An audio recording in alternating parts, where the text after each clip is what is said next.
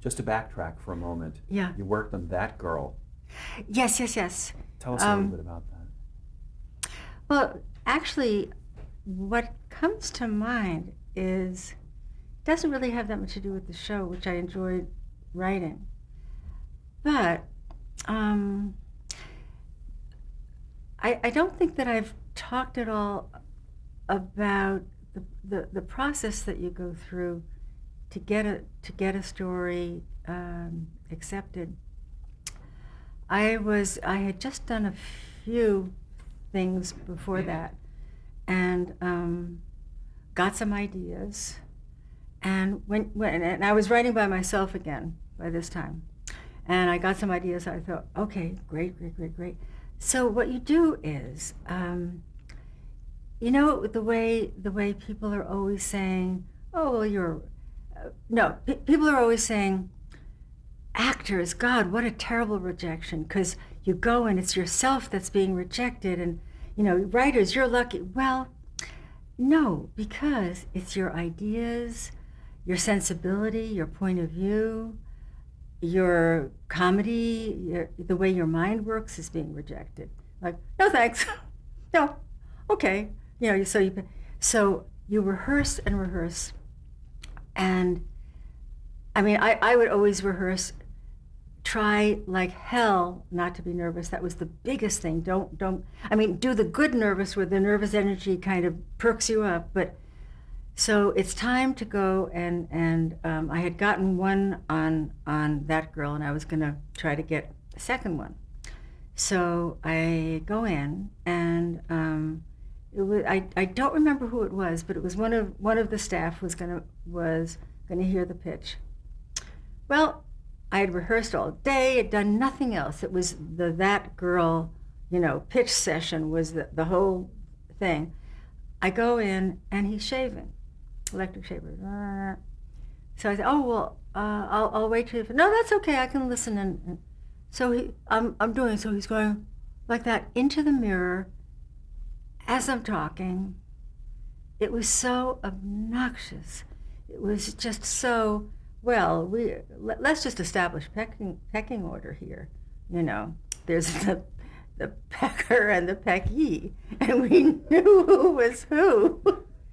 And so about 2 months, it was not accepted, the thing, but his chin looked terrific. And so about 2 months later, I'm at a party, and here's this same guy. So I go up to him, and oh yes, Treva, I remember. So I said, listen, I just came up with a great idea for That Girl. And I said, something about one of her friends wants to be a television writer, and she goes in and she pitches an idea, and the guy is shaving. He said, that's interesting. He totally didn't remember the thing that had shattered me, that had just made me feel so insignificant.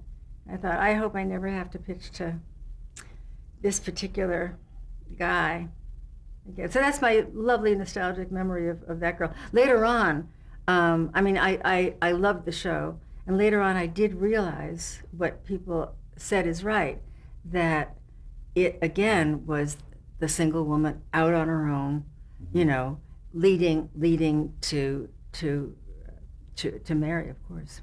Yeah. Very much so. Aside from working for the pecker, would you describe it as a good experience in your career? Yes. Writing for the show? Yeah, it was. How did it differ from the Mary Tyler Moore show, in your opinion?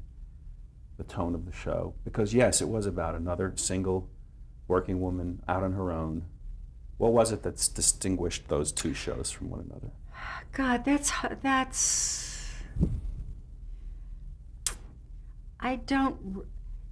something I'm not really good at talking about.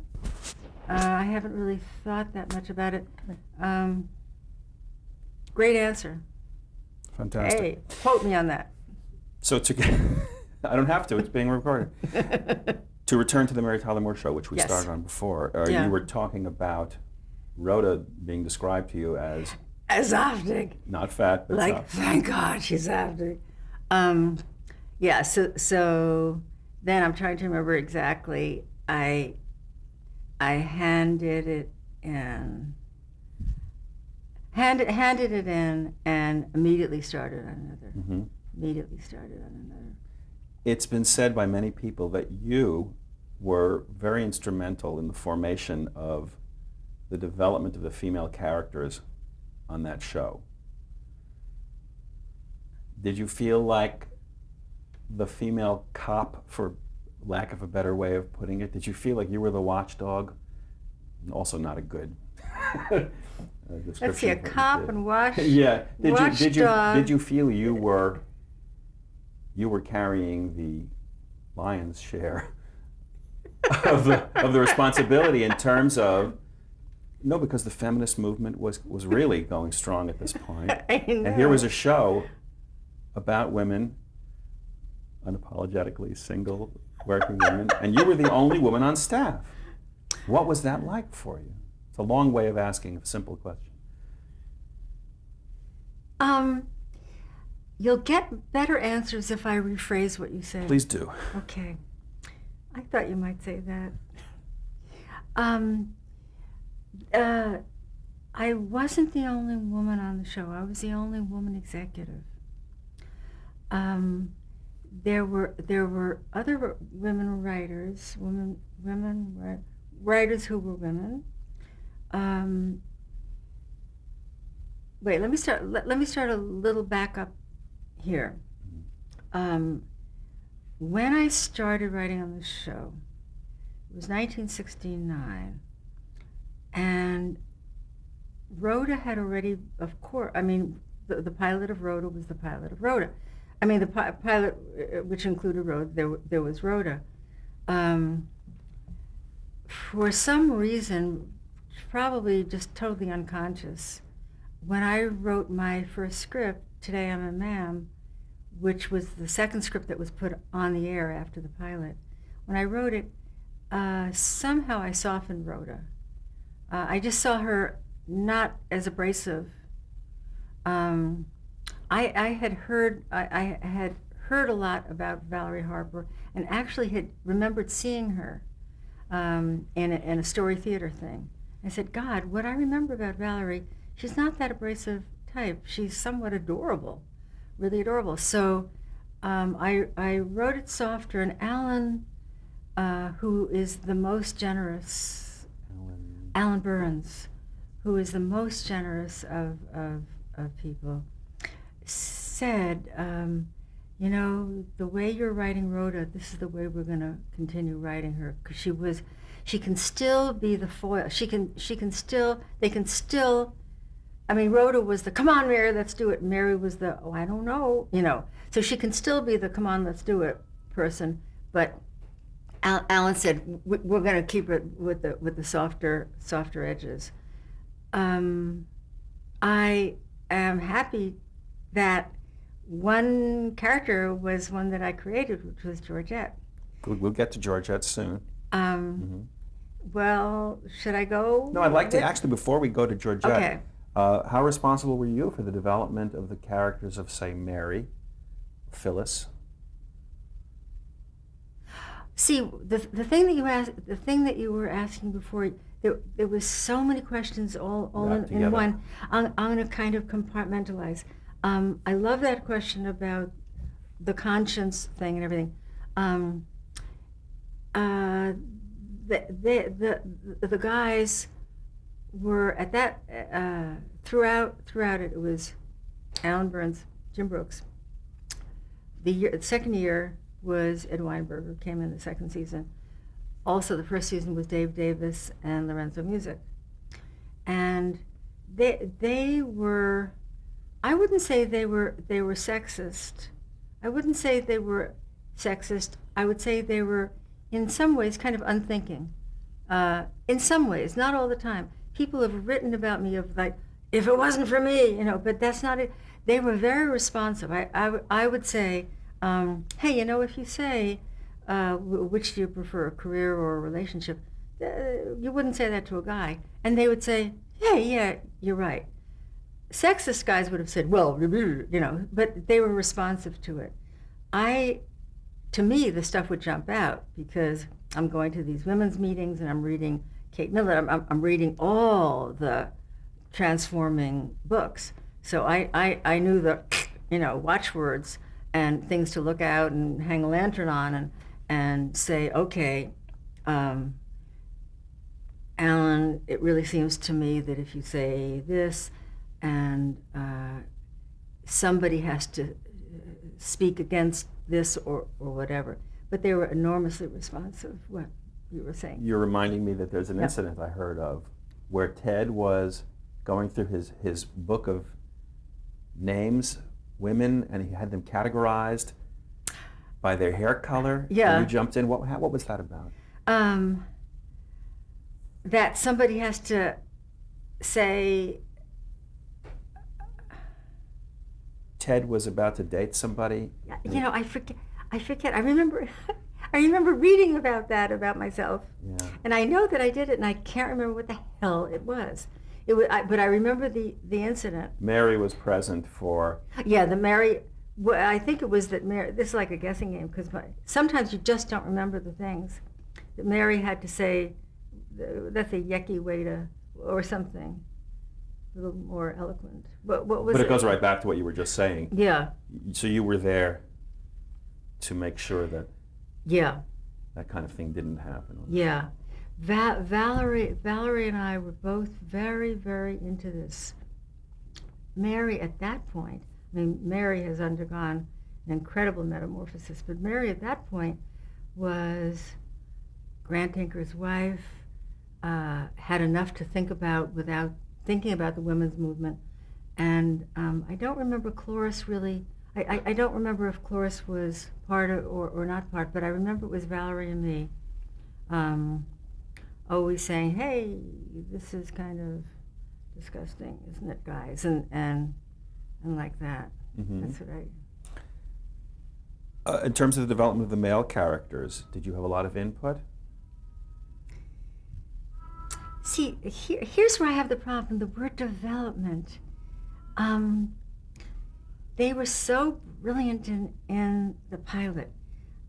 Let me say that I know that with Rhoda, I know that I kind of changed her trajectory from self-denigrating to being more proudly, I am what I am thing. Trying to think, I oddly enough, I think I wrote more Lou stuff. I wrote a lot of Lou stuff. Oh, well, hey, I actually have a good answer, finally.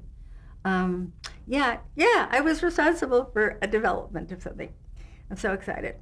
I was asked, what would I like to write about? Just pick anything you wrote. And I said, a lot of my women friends have said that they find Lou very sexy, that they find Ed Asner very sexy. And they said, what? And they, from a guy's point of view, they didn't see that. And I said, look, this is what I'm reporting. A lot of my single women friends say, is he married? He just is sort of really sexy and adorable. And I would like to write about his relationship, and also he's always the softy under the brusqueness. I'd like to see him in pain. I'd like to see him in pain and discomforted, and something about his relationship. So then we said, Jesus, this is interesting, because this was when a lot of women were leaving men. This was 1974, I think, something like that. And we decided that what it's going to be is his wife's going to leave. His wife's going to leave. And so that began a whole thing with Ed Asner. I always get mixed up. Who's Lou? Who's Ed Asner? Whichever the character is, it began a whole thing with him, of his whole going out as a single man, dealing with the divorce, dealing with that. Mm-hmm. That was later on. That was later on. So in essence, you're saying that your storyline helped to soften and round out his character. I don't know. I'm looking for a good answer to the question. Yeah. It may not have been. Now, you said a moment ago you were going to talk about Georgette. Yeah. Please tell us about that Oh, creation. That was just such a happy thing. How did that happen? It was going to be a surprise party for Rhoda, who was going to go live in New York. And so we realized that we had to have characters who worked with Rhoda, not just the people that we knew. So Alan said, well, she's a window dresser. Let's give her another window dresser. Okay. So the same as Jim and Alan figured out who's the perfect duet with Mary, I thought, well, who's the perfect duet with Rhoda? I mean, after all, Rhoda is the sharp, So I figured, well, ditzy. Rhoda is not ditzy. Do a ditzy one. And I remembered seeing a Milos Forman film called Taking Off. And I remembered that I thought her name was Georgette Engel, was in that. So I said, okay, keep her in mind when you're writing the ditzy girl. So I called her Georgette so that I would just remember her. And the minute I can get somebody's voice, that's when the writing becomes easier. So I got her voice sort of how she was in the Milos Forman movie. And so it wasn't a very long scene. But anyhow, so I finished that, and Alan said, oh, I like this character. Who do you see for it? And I said, Georgette Engel from Taking Off. Luckily, he had seen it. He said, yeah, that's good. That's good. So we called her manager, her agent. Could she do it? Well, it's an awfully small role. But we need film on her. We need television stuff. Okay, we'll do it. Well, during rehearsal, she was so her. She was so adorable and lovable and, a little kitten girl. And so we developed and wrote more lines and more lines. And then at the end of the show, after we filmed it on Friday night, the decision was made to make her semi-regular. And Alan, always the generous gentleman, said, Treva, you created her. We want you to tell her. So I told her and saw the happiest person I'd ever seen in my life, who went for a teeny little bit, How did she become Ted's girlfriend? Did that happen that very night, or was that something that you worked on and evolved? How she became Ted's girlfriend is because the take on Ted, well, I'll tell you how I always wrote Ted as my mother in certain ways. My mother would do horrible things. She once said to my cousin, she saw my cousin's house, and she said, what an ugly little house. And she does horrible things, and she doesn't know they're horrible. So it's not as horrible as somebody who knows. So Ted never would know. So I would always think, well, how would my mother handle this? And Ted never would know that he was saying these horrible things. He would just go off scot-free, having a great time. Well, we figured the only kind of person in the whole world who would fall in love with him is somebody as pure as Georgette, who can see through that and see that he doesn't mean any of that stuff.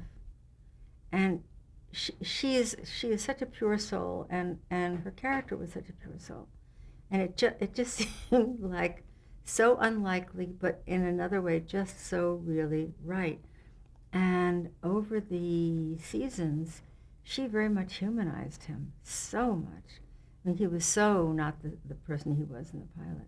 Like life. I mean, in life, people, as the saying goes, change. And so her influence changed him. Which answers the question I asked earlier of how you affected the development of a male character. Oh, well, Which you yeah, did. sort of A equals B, B equals Exactly. C. Yeah, right. I have so many things I'd love to ask you about the show, so let's just start with some name associations. I'm going to throw some names out at you, and you tell Yellow. me what it was like working with them. You've already spoke about James L. Brooks, but James L. Brooks. Working with Jim, a little bit like working with psychic. Jim will start something, and he'll start something, and he'll say, well, suppose she gets upset, and then all of a sudden he's in this kind of trance, and the words are coming out perfectly, like a psychic or something. And he'll say, suppose she gets upset, and then she says, I don't want to go to dinner, I don't want to do. And it's like he's in this kind of trance where the best kind of writing comes out of. I go into trances, a lot of people I know into trances, but he may be the most trance person I've been around. If you don't know anything about anything that's going on in life, you'll interrupt. Like at the beginning, a secretary would say, "Oh, did you say?" "Oh Christ, you blew the trance. You blew his trance. Did you say the or?" But after, and then comes back to earth. Where am I? No, but the trance was broken. But after a while, just let him go. When you're in the writer's room, when it's a story thing, whether it's his story, your story, whosever story it is. He would also, one thing before I even go to the individual people more, when I said pecking order guy, there was not a pecking order there. Very unusual for any show, particularly a good show, particularly a first-rate show. If you just came in as a bystander, you wouldn't know who's the executive producer, who's the story editor. You wouldn't know who's the writer. You just wouldn't know, because it was the best line wins. And it wasn't the way that things have become now are quite different, which I know you'll hear from other people. It gets competitive, it gets smacking down, it gets, if I can crush him, then I'll rise to the top. Mary Tyler Moore stuff was not, the rooms were not like that in the least bit. It was very comfortable, and it was like a party where everybody's trying to just have the best time they can through lines and ideas. Was there a feeling of safety in that? You could really say anything that came into your head? Yeah. Did you? Yeah. Why I'm hesitating is, yes, there was a feeling of safety, but also a feeling of safety sounds like it's kind of calm, like a nice warm bath. This was a safety thing where it was like very invigorating. It was safety, so you could say anything. You could say stupid things, and people wouldn't say, that is the stupidest thing I've ever heard. People would just, nah, and then somebody would try to come up with whatever they're going to come up with. Mm-hmm. Okay, so Jim, in the trance-like Jim, the Jim who, there was also the Jim who brings out in other people. What's that? So where were we? We're going to have to move it along a little, only because time considerations, but you were talking about Jim Brooks, and not the trance-like Jim, but you were about to say another facet of him. Is he gone? Okay, trance-like. Then there was the Jim Brooks that would bring out, well, Jim and Alan both brought out the best in people. By their enthusiasm, they would be so happy if you'd come up with something great. And Jim would he has a particular laugh, which sometimes if you're listening to the Mary Tyler Moore Show, if you're watching it, you'll hear, ho, ho, ho. It's a kind of honk. And Alan would love, love, love. I mean, they loved when other people. There was also Jim. There was also the Jim of he's very much his own person and goes very much his own way a lot of the time. But in combination with Alan, well, it worked so beautifully. Alan is one of the dearest. Alan did a lot of. I think that when people think of the Mary Tyler Moore Show, they think of Jim, and in parentheses they think of Alan, and that is such a misunderstanding of the mix, the recipe that went into it. It was Jim and Alan and Jim, and the shows that Alan was more supervisory of versus the shows that Jim was more supervisory of, you can't tell the difference. They're just, if it's wonderful on one, it's wonderful on the other. Alan was as much of a force as Jim, which is not to downgrade Jim, it's just to say, hey, Alan was right up there with the best. Was it like having two fathers on the show, or was there a mama and a papa? It was having two leaders. Two leaders. Yeah. Okay. How about Grant Tinker? Grant has said himself, the best thing you can say about Grant. He said, I hired talented people and got out of their way. All Grant did was support us versus the network. So he was so supportive, smart enough to know everything that was going on, smart enough to be able to read the scripts and love them when they should be loved.